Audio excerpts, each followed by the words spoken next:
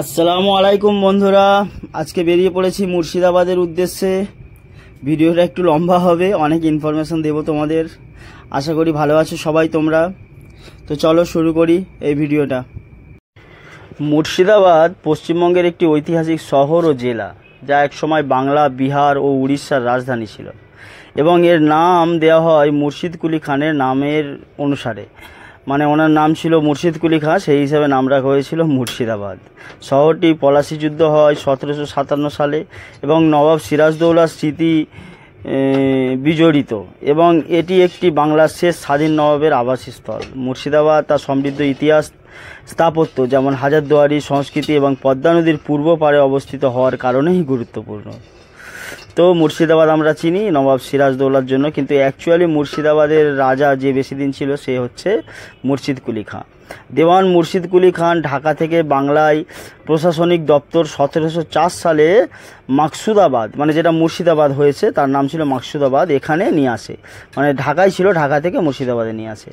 এটি স্বাধীন বাংলার শেষ রাজধানী ছিল এবং এর নাম রাখা হয় নবাব মুর্শিদ কুলি খাঁর নামের উপরে। 1757 সালে এখানে ব্রিটিশরা সিরাজদৌল্লাকে পরাজিত করে, যা ভারতে ব্রিটিশ শাসকের পথ প্রশস্ত করে। মানে এখান থেকেই শুরুয়াত। 1773 সালে ব্রিটিশরা রাজধানী মুর্শিদাবাদ থেকে কলকাতায়, মানে রাজধানীটা মুর্শিদাবাদ থেকে কলকাতায় আবার নিয়ে যায়। পশ্চিমবঙ্গের মাঝামাঝি পদ্মা নদীর পূর্ব সীমানা বরাবর অবস্থিত এই মুর্শিদাবাদ। এর আয়তন হচ্ছে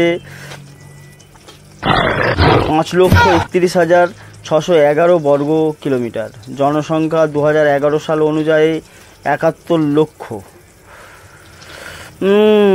তারপর হচ্ছে জেলার হচ্ছে উল্লেখযোগ্য সংখ্যালঘু জনগোষ্ঠী বাস করে। হাজারদুয়ারি নবাবের সময় স্থাপন করা হয়েছিল।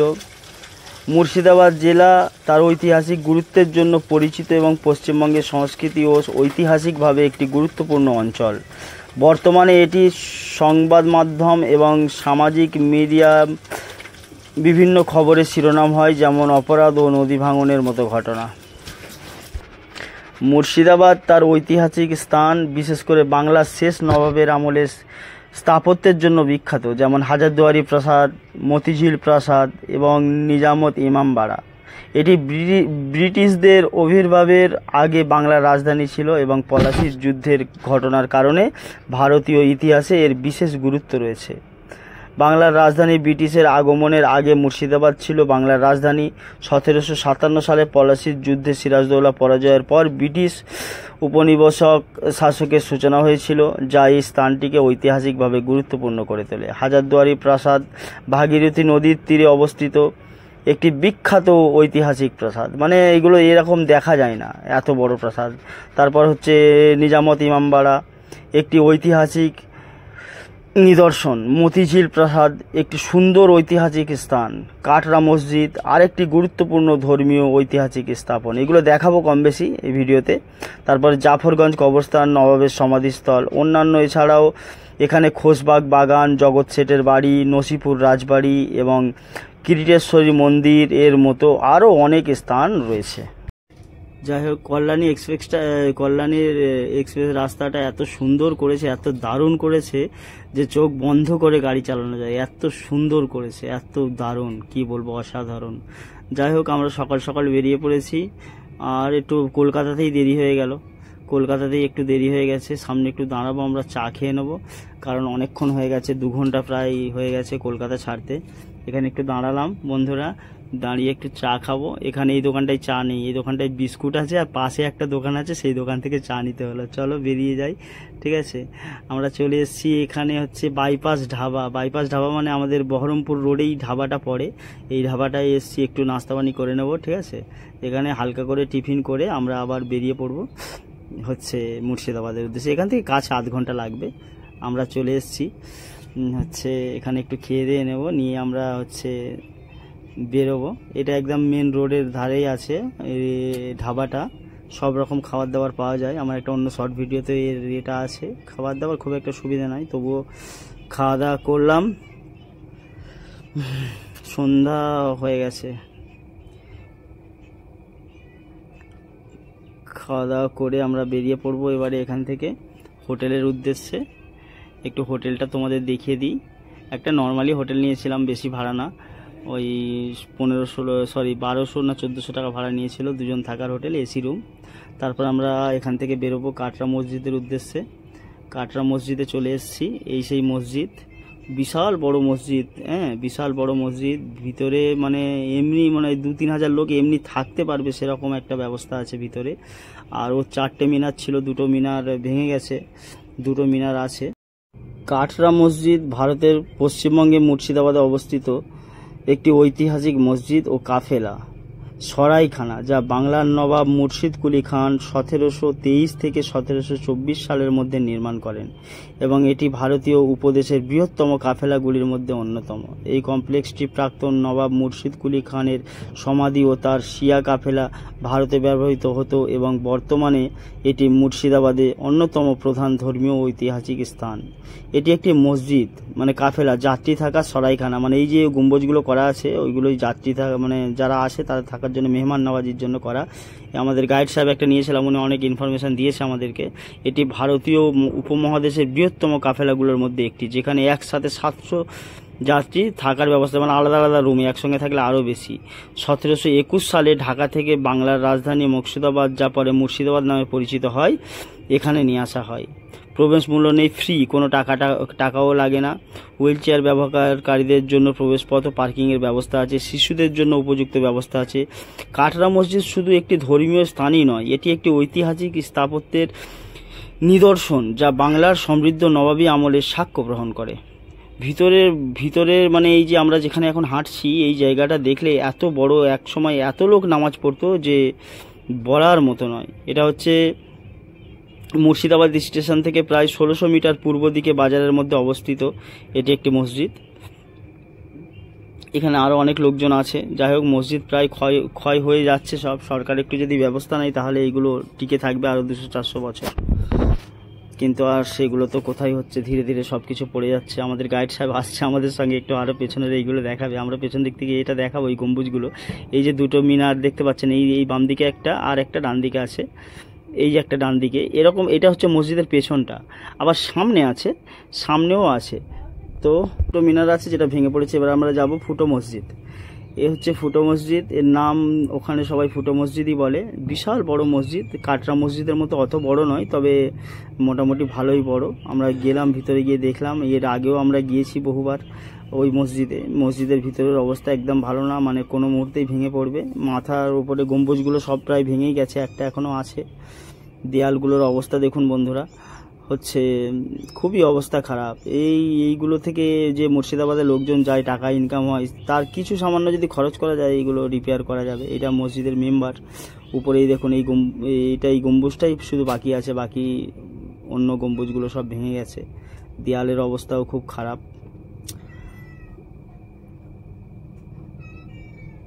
এখান থেকে হচ্ছে মেঝেরও ইট তুলে নিয়ে চলে গেছে, কোনো কিছুই অবশিষ্ট বাকি নেই। এই উপরগুলো সব ভেঙে গেছে, দেখা যাচ্ছে। খুবই খারাপ অবস্থা, জঙ্গল হয়ে গিয়েছে। এটা একটা মসজিদ, তখনকার বাজারে কত লোক এই মসজিদে নামাজ পড়তো। যাই হোক, আমরা এখান থেকে বেরিয়ে চলে যাব কলজে খাকির কবর। কলজে খাকির কবর, এই ইনফরমেশনটা একদমই ভুল, কোনো ঠিক নেই। এখানে হচ্ছে ভিডিও বানাতে দিচ্ছিল না, একজন কর্মচারী আছে এখানে, বলছে এখানে ভিডিও করা যাবে না।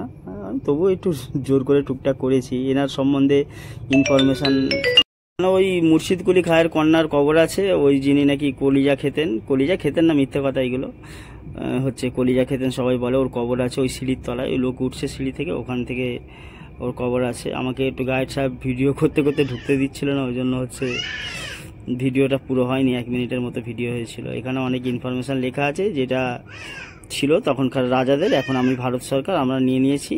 আর এখানে কেউ এসে পেঁয়াজি করবেন না, সেই সব লেখা আছে, এটা সেটা, তাছাড়া আর কিছু নেই। আর একটু গার্ডেন মতো করা আছে, আর ওই মহিলার কবর আছে ওখানে। এই সেই গাইড মানে হচ্ছে কর্মচারী, আমাকে এসে বলছে যে এখানে ভিডিও করা যাবে না, বরং তোমার নামটা পড়ে দাও, বলছে না। যাই হোক, এখান থেকে আমরা বেরিয়ে যাব নবাব সিরাজদৌলার কবরে। এখানেই ঘুমাচ্ছে বাংলার শেষ নবাব সিরাজদৌলা। মানে এই জায়গাটায় আসলে আমার একটু কেমন হয়। যাই হোক, মানে খুবই কি বলবো, সব যার ছিল সে এখানেই শুয়ে আছে। ওর কবরটা একটু দেখাবো বন্ধুরা। এর ভিতরেও ভিডিও করতে দিচ্ছিল না, মানে একদমই দিচ্ছিল না, খুব বললো খুব কঠোরভাবে নিষেধ, ভিডিও করাই যাবে না কোনোভাবে। তো তবুও ভিতরে গিয়ে একটু লুকিয়ে ভিডিও করা হলো। দেখাবো আমাদের নবাব সিরাজদৌলার কবর সমাধি।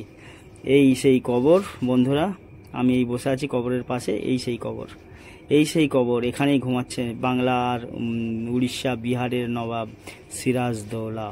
যাই হোক, এখানটায় গেলে ভালো লাগবে, তোমাদের এখানে গেলে একটু বসবে, দেখবে এই কবরটা একটু ভিজে আছে। আমাদের ম্যাডামের নাম ভুলে গেছি, উনি সবসময় যায় ওখানে, পরিষ্কার পরিচ্ছন্ন করে রাখে। সমর্পিতা ম্যাডাম ওখানে যায় মোটামুটি সপ্তাহে 3-4 বার উনি যান, যে কবরটা পরিষ্কার করেন, ফুল টুল দিয়ে সাজান। উনি মানে একদম সিরাজদৌলার কে খুব মানে করে, ওনার জন্য অনেক কিছুই করে, বা ওখানে আরও উনি যান। আমি এখানে একটু বসলাম, বসার পরে আমরা যাব সমর্পিতা ম্যাডামের বাড়িতে, ওনার সঙ্গে একটু কথা বলে নেব। আপনার অমূল্য সময়। কোনো কিছু নেওয়াটা আমার উদ্দেশ্য নয়, কিন্তু বিশ্বাস করুন, সত্যি বলছি, আপনারা চারটে মানুষ যদি পাশে থাকেন, এটা একটা সাহস। জাতি ধর্ম বর্ণ ঊর্ধ্বে উঠে। ঠিক কথা। সিরাজ মুসলমান কি হিন্দু, আমি মুসলমান কি হিন্দু, আপনি মুসলমান কি হিন্দু, কিছু ম্যাটার করে না। আর দেখলেন জুবিন গার্গের পিছনে কিরকম মানুষ ছুটছে, তাই না? অসমীয়া শিল্পী জুবিন গার্গের পিছনে।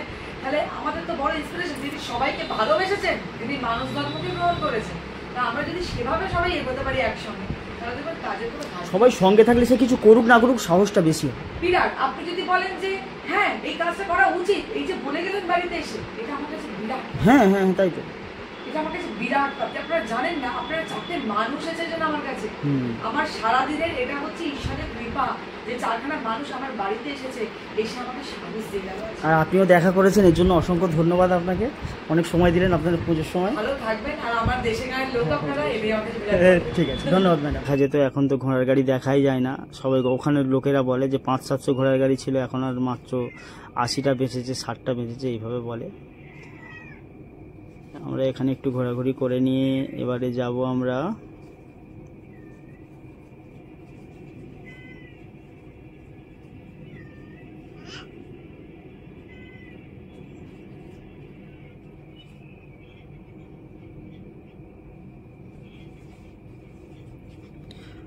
যাব এখান থেকে নদী পার হতে।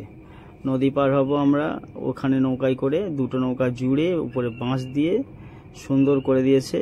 এইটা নদী, এই নদীর এই পারে হচ্ছে হীরাঝিল মানে আমাদের সিরাজদৌলার প্রাসাদ, সে ভেঙে গুড়িয়ে গেছে, এখন আর কিছুই দেখা যায় না। নদী পার হয়ে আমরা যাব বিকালের দিকে একটু মলে, এখানে একটা মলে এসেছি, এখানে একটা রেস্টুরেন্ট আছে টকঝাল। যাই হোক, উপরে আমরা মলটা একটু দেখিয়ে দিলাম, এখন এই দুর্গাপূজার সময় বলে একটু বেশি সাজিয়ে রেখেছে ঝিকঝাক করে। উপরে গিয়ে একটু হালকা টিফিন করে নেব। সুন্দর মল, বেশ। বহরমপুরে এটা আছে, একদম প্রপার বহরমপুরের ভেতরে সিনেমা হল টল সব কিছুই আছে, আর আলাদা আলাদা সব কাউন্টার করে আছে অনেক কিছুর। তোমরা আসলে এখান থেকে ঘুরে যেতে পারো, ইডলি ধোসা থেকে শুরু করে সব কিছুই পাওয়া যায় মোটামুটি। এটা আছে 4th ফ্লোরে, মানে 4 তলাতে আছে এটা রেস্টুরেন্টটা, 4 তলাতে আছে রেস্টুরেন্ট। এখান থেকে বেরিয়ে যাব, একটু দুপুরের খাবার খেতে হবে আমাদের ওখানে। আগের ভিডিওই বলেছি তোমাদের, রয়্যাল বিরিয়ানি, ওখানে একটু যেয়ে বিরিয়ানি খেয়ে নেবো। আর ওরা হচ্ছে বিরিয়ানি বানাচ্ছিল, সেটার একটু প্রসেস তোমাদেরকে দেখিয়ে দিলাম। বিরিয়ানির টেস্টটাই আলাদা। যাই হোক, এখান থেকে বেরিয়ে পড়লাম আমরা। এখান থেকে যাব আমরা মির্জাফরের কবরে চলে এলাম। এই হচ্ছে সেই মির্জাফরের কবর, মানে ওর পুরো খানদানের কবর, সবার ওদের, মানে মির্জাফরের এখনো পর্যন্ত এখানে মাটি হয়, এখনো পর্যন্ত ওর বংশের অনেক লোক বেঁচে আছে, তারা মারা গেলে মাটি হয়। গাইড সাহেবকে জিজ্ঞাসা করলাম যে এখন কোনো মাটি হয় কিনা, উনি বললো যে এই তো 10-12 দিন আগে একটা কোন মহিলা মারা গিয়েছে মির্জাফরের হচ্ছে বংশেরই কেউ, তার কবর হলো এই ভিতরে। আর মির্জাফরের বাবার কবর, মির্জাফরের কবর, ওর দাদার, ওর নানার, ওর ভাইয়ের, ওর পুরো খানদানেরই কবর এখানে আছে। উনি একটা একটা করে আমাদের সব দেখালেন, সব দেখায়নি, ফাঁকি বাজে 2-4টে মেন লোকের দেখিয়েছে, তারপর আর দেখায়নি। আর ওই পাশে দুটো ছোট কবর আছে, ওই দুটো হচ্ছে একটা বাজ পাখি আর একটা পায়রার কবর, তারা নাকি চিঠি দেয়া নেওয়ার কাজ করতো। বাকি সুন্দর পরিবেশ, এখানে গেলেও ভালো লাগবে। মির্জাফরের কবর তো কী হয়েছে, কিন্তু মীর জাফরের কবরের সংরক্ষণ যেভাবে করা হয়েছে নবাব সিরাজদৌল্লার কবর সেভাবে সংরক্ষণ করা হয়নি। এটা একটু ভাবার বিষয়। হচ্ছে মীর জাফরের কবরের সংরক্ষণ এত ভালোভাবে হয়েছে, কিন্তু সিরাজদৌল্লার কবরের সংরক্ষণ এত ভালোভাবে হয়নি। এখানে আমরা কবর দেখলাম, আরও ভিতরে মহিলাদের কবর দেখাচ্ছে। তখনকার বাজারেও মহিলাদের কবর কিন্তু মানে একদম আলাদা করে ঘর করা ছিল। সেই ঘরের ভিতরে যেমন দেখা যাচ্ছে ওই গেট থেকে দেখা যাচ্ছে, ওইটা ওখানে হচ্ছে ওইভাবে করে। আর এই হচ্ছে সেই মীর জাফরের কবর। এটাই বন্ধুরা, এটাই মীর জাফরের কবর, এটাই। আর তার পাশে ওনার আরও বংশের লোকেদের আছে।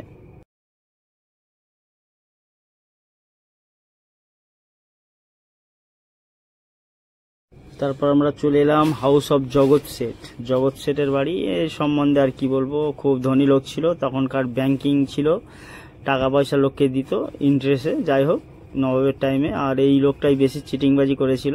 এটা নবাবের সাথে মীর জাফরের সঙ্গে মিলেছিল জগৎ শেখ, মিলে আর ওই হচ্ছে আমাদের মীর জাফরের সঙ্গে মিলে হচ্ছে যুদ্ধটা বাঁধিয়েছিল, পলাশির যুদ্ধে হেরে গিয়েছিল। এর ভিতরে বিশাল বড় মিউজিয়াম করা আছে।